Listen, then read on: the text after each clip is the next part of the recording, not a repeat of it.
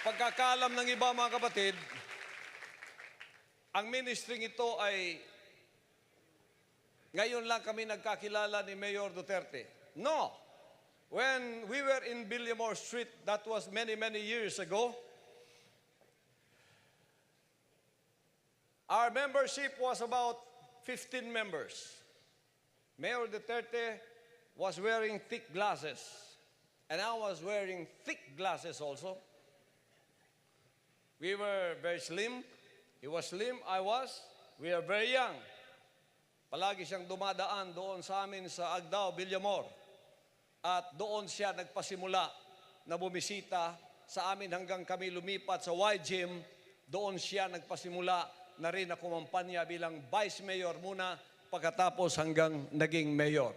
From that time on, our relationship continued not only as close friends, but we have been like the closest of brothers. Kaya pag ako, may binibili akong pagpapala sa akin, palagi ko siyang binibilhan din. Kung bibili ako ng isang sasakyan, bibigyan ko rin siya. Siya naman, pagka nag-golf kami kuminsan, isa na lang chewing gum ang naiwan sa kanyang bulsa, hahatiin niya, sabi niya, hating kapatid, maghati pa kami. Ganon kami ka-close throughout all of these years.